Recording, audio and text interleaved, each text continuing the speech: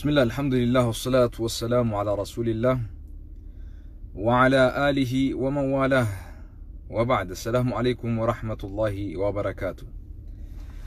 وردفتوتا جالتمتوتا كينيا هاواز خيتك أقدان مال النوجتن والماتين تيسنا كم ترتي بالماتين تيسني سكم ترتي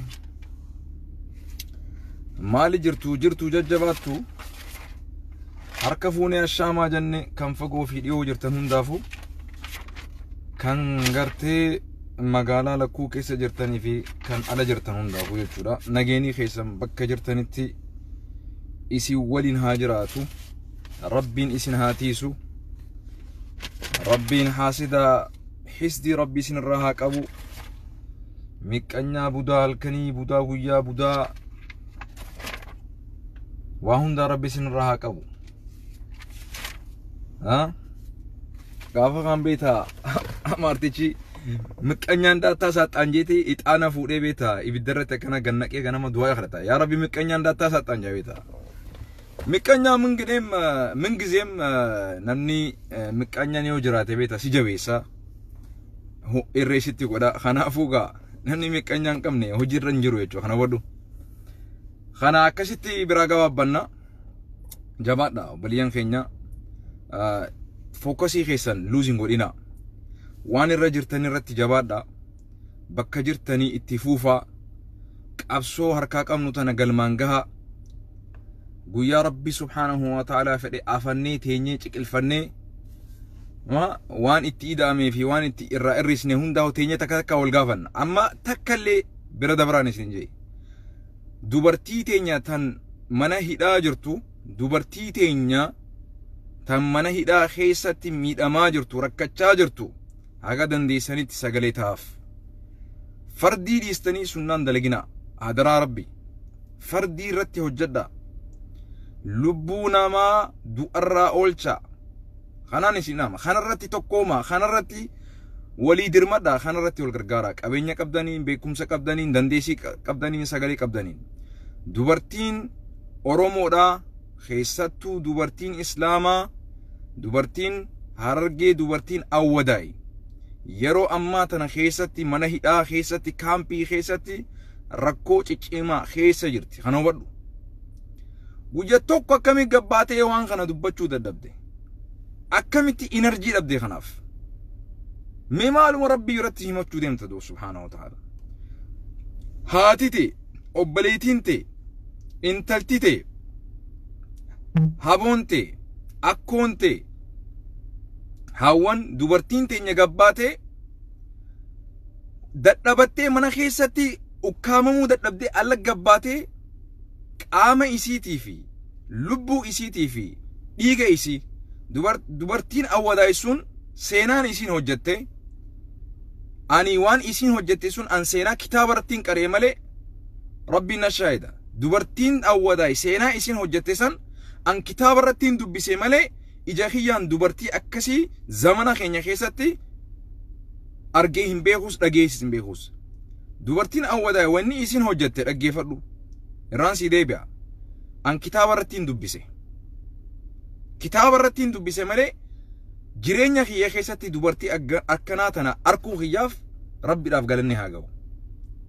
Dubartii Awwadaay mataa ol nu qabdan. Dubartii Awwadaay an qabsoo kana boodallee bilisoomuu baatu gochi keessan sun akka keessa kiyya na bilisoomeeti duba. Hagana namni onneen isaa bilisoomte, hagana sammuudhaan bilisoomee, hagana du'a sodaachuu dhiisee dubartiin teenya gabbaatee falmatuun isii duris osoo falmattuu jechuu. Wanni kana deebisee dubbadhuuf maali? Osoo qawwee rasaasetti dha'u jiranii an nama naannawa san jiru, nama haadhaa fi abbaan naannawa san jiru irraa oduu tana takka takkatti akka naaxeenaatti jalaa taa'ee jala galmeesse duba seenaadhaaf. Mootummaa waraanni qawweedhatti dhawajaan isaanitti illee dha'uu baatu isaan sodaachisuuf qawwee samii keessaa fi naannawa isaanii dhawaa ture jaan. Abadan nuuf ixxan malee asii hin deenu jettee dubartiin sun dura dhaabbatti. Fiigullee hin turre, xiqqoollee hin baareene jaan dubartiin sun gartee dubartiin hiriira gabbaate suni nuuf ixxan malee waan feetan nu gootan malee dirree qabsoo tanarraa nuti hin gallu jaanii dhaabbataa turan jechuudha. Dhaggeeffadhu. Kana duba waraanni qawwee dhawee haga dheedhee boodarra dhufee ulee gurguddoo tanaan dubartii teenya san garii mataa keessa dha'u, garii garaa keessa dhiitu, garii mataarra ejjatu, garii tumuudhaan garafuudhaan dubartii akkasi dhaabbattee nuti hin deenu jettu san tumanii cafaqanii akka bofa gartee lafatti matarra ejjatanitti dubartii teenya akka bofatti matarra ejjachaa turan jechuudha. Kana dubartiin sun if duba hin deebine, harka hin kennine, dhugaa baateef san galmaan gahuudhaaf lubbuu ofii kennan, qaama ofii kennan, dhiiga ofii kennan. Dhaggeeffadhu. Ati as gubbaa teessee walirratti jeenomta duba.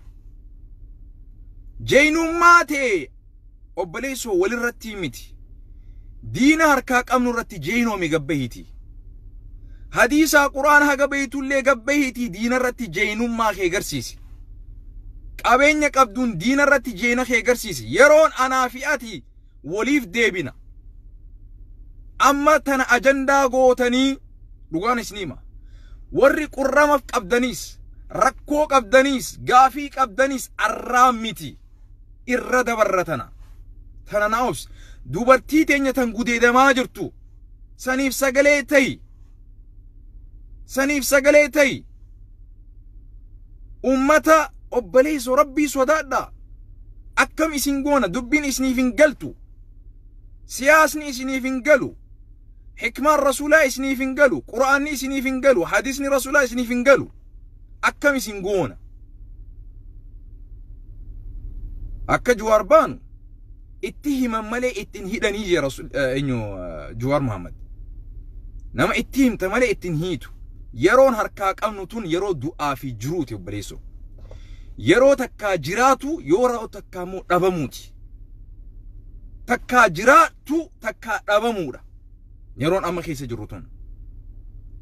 Kanaafuu please yeroo kana keessatti biltsiginnaan injifannoon isiin injifachaa jirtuun Oromoo akka Oromootti waliin nu dhaamsuu dadhabnaan gara amantiitiin dhufte dhaggeeffadhu. Gara amantiitiin dadhabnaan anumaa fi atiihu amantiidhaan walitti nu buusu sheekha biltsiginnaatii fi sheekha Oromootii fi sheekha Kaafaa'ootii fi sheekha Oppiidiyootii fi sheekha Aabaa'ootii fi kana jettee sheekkootii teenya adda qooddee jirti dhaggeeffadhu. Yaaboo hin jarjarina. Hin jarjarina tasgabbaa waan isin hin jaan. Fagootti fageessaa laalaa waan deemaa jiru kana. Dhaggeeffadhu. Hubannaa guddaadhaan laala. Wanni garii nama goda keessa ati jirtuuf malee siif galuu hin danda'u. Wantoonni garii siif fakkaatuu ni malan. Wantoonni garan hubannaan ati itti hubatte adda ta'uu ni mala. Wantoonni garii akkaataan itti jaaman osoo jirtu jechi hanqatee la'alla wanni sun waan biraa siif fakkaatuu ni mala. Kanaafuu hin jarjarina. Rakkoon harkaanu qabdu rakkoo guddoo tanaa oliiti obboleessoo. Rakkoo imaamni kee ajjeefamutu harkaanu qaba. Rakkoo sheeyni kee ajjeefamutu harkaanu qaba. Rakkoo haati tee gudeedamutu harkaanu qaba. Rakkoo intalti tee gudeedamutu harkaanu qaba. Rakkoo dubartiin teenya gudeedamutu harkaanu qaba. Rakkoo obboleettiin teenya safuun isii irraa fudhamutu harkaanu qaba. Billaa aleek. Billaa aleek. Dogoggora xixiqqaa tahee walii galtee xixiqqoo dhabamteef takkaamoo waan si fakkaate hunda akka si fakkaatteettis fudhattee faranjii maal jetti? Do not believe everything you think jetti. Waan yaaddu hunda hin amanin. Waan qalbiin gurri kun sitti haasaasu hunda dhugaadha jettee hin amanin. Tasgabbaayi. Hubadhu. Hubadhu tasgabbaayi. Haali irra jirru kun haala akkamii? Walii galaa miti. Yeroon keessa jirutu yeroo akkamii? Maalitti deemaa jirra? Eessa deemaa jirra? Eessarraa dhufne? Kanaafuu please jara diinaatiif irree hin tahina. Jara diinaatiif irree hin tahina haga dandeessanitti. haga dandeessanitti miidhamaa keessan miidhama jalaa baasuuf waan dandeessan godha. Waan bulfatuu dandeenyu bulfadha. Waan bulfatuu dandeenyu bulfadha. Naam. Waan bulfatuu hin dandeenyu immoo keessaan wal haa gorfannu. Keessaan waliif haa ibsinu. Yeroon tun yeroo rakkoo guddoo hawaasni keenya takkaa seenaa ummata keenyaa keessatti argamee hin beekne. Dr. Muhammad Dhengadda waan jedha dhaggeeffattanii mootummaa wayyaaneetis argeetiin jira jee. Mootummaa dargiitis argeetiin jira jee. Mootummaa Haile Sillaaseetis argeetiin jira jee. Mootummaa akka ammaa kanaa takkaa jireenya kiyyatti arkeen beeku jee. Mootummaa irra hamaan yoo jiraate takka imaama ajjeesuun dur jirti jee.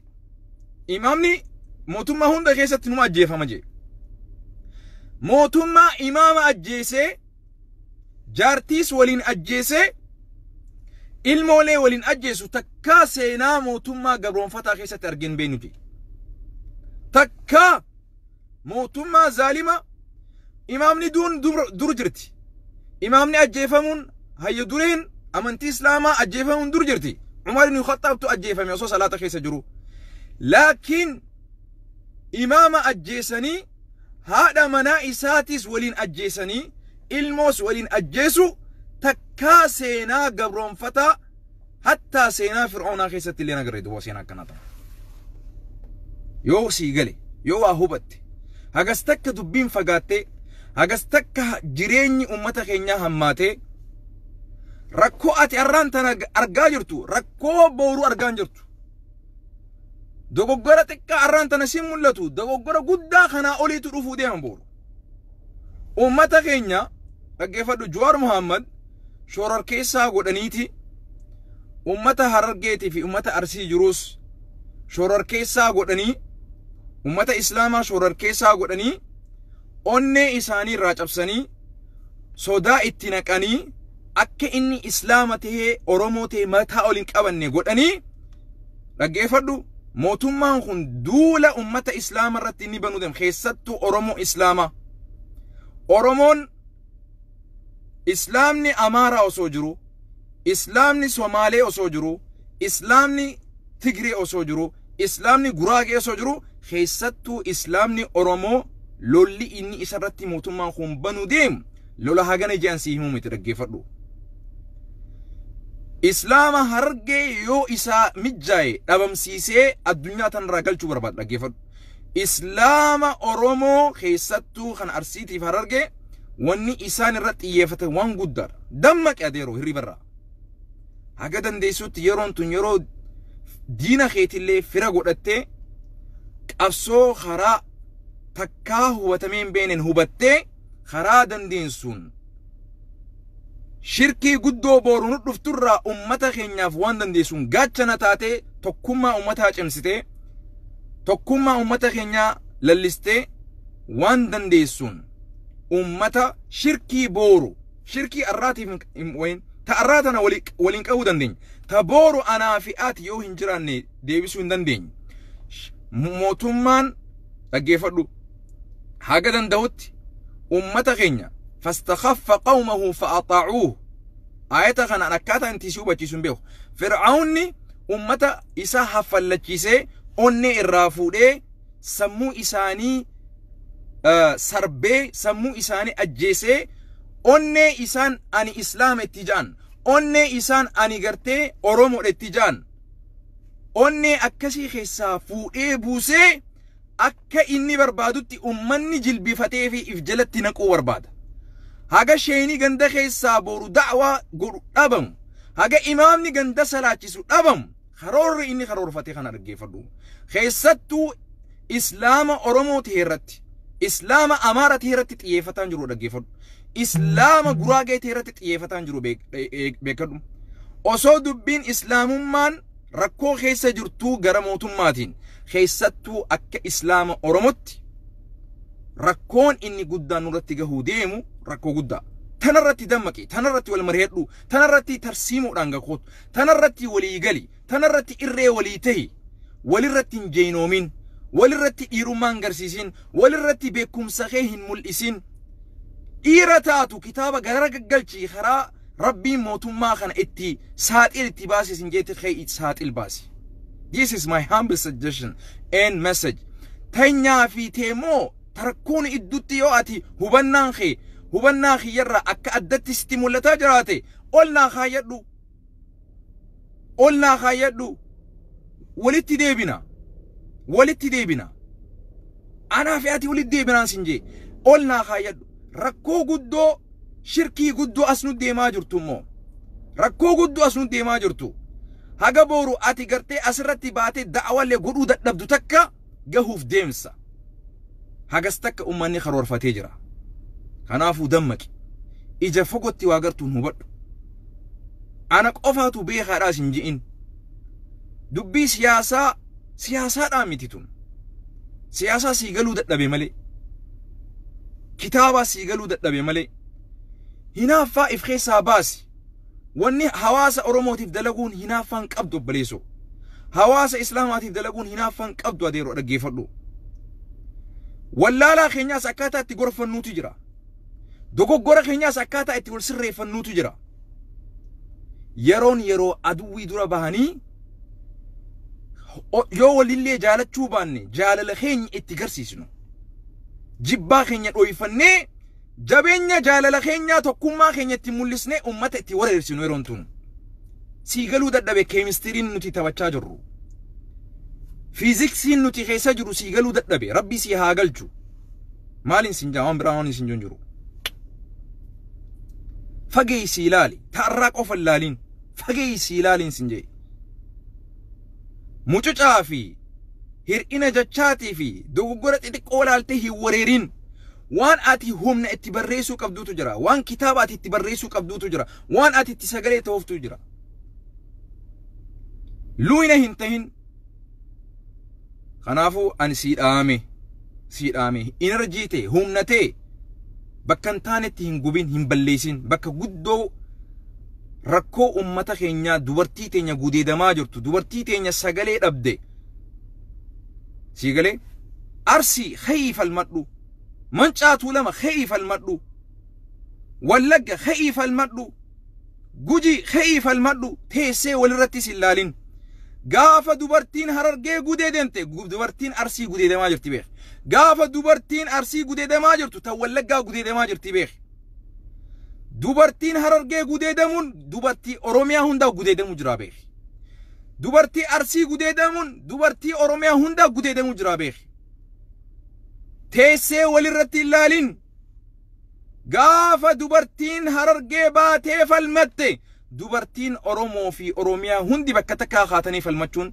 dirqama keessan callistanii walirratti ilaalina callisuun mootummaa hin dadhabsiisu mootummaa gammachiisa malee gaafa harargeen hiriira baatu mancaatu lamni wal maddii bahu yoo harargeen hiriira baate booro arsi iftaan jimma iftaan guji iftaan mancaatu lama iftaan shawa akkasitti mootummaa wareersuu danda'u qabdan akka ameerikaatti jiru kan akka warri diasporaatti jiru torbaan takka warra Londonii ba torbaan takka warra UK'tti ba torbaan takka warra Australiyaatu godha torbaan takka warra Ameerikaatu godha torbaan takka warra Kanadaa godha wal faana taratti godhu jira warri alaa diaspora warri Oromoo fi Oromiyaan biyya keessa jirtan teessanii waliin laalina teessanii waliin caqasina teessanii oduu waliin himina bakka takkaa kaatan ka'a dhumtan bakka takkaa dhuma jiraattan bakka takkaa jiraadha kana dhaamsi kiyya walii galleemi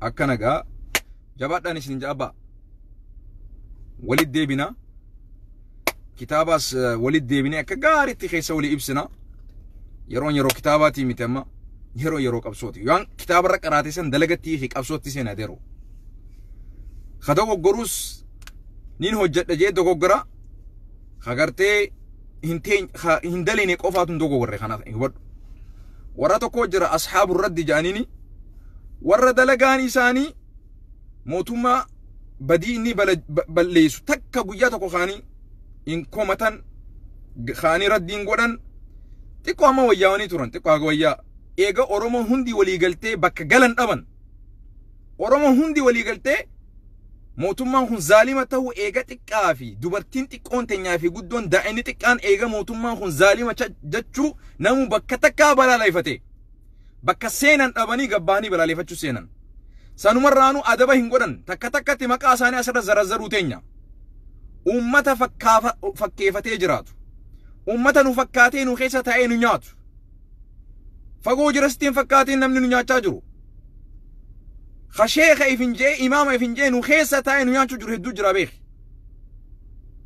خموتما بالسجنة درن إرهما نخيسة جرابيخ خنا بيان رب سبحانه وتعالى سات الباسا نجي أفوفتا سات الباسو تين أمتا بكسين ودمنان نمني جلا آمين جاو دينان قبه بلالي فتشو سيني غافر كون أمتا ugaadhaan uummanni keenya rakkoo keessa jiru callisanii daawwatanii arraan tana bakka seenan dhabanii dirqama isaaniitiif ree takka qonqon qabarree hawaasni qonqoo warraa murataa barbaade damooza warraa muree barbaade dhaggeeffadhu yoo dhugaa barbaadaniis rabbi malee waa takkan sodaannu dhugarratti abbaa fedherraa hin deebinu dhugaa walitti himnee dhugarra waliin jiraanna dhugaa walitti himnee dhugarratti wal jaalanna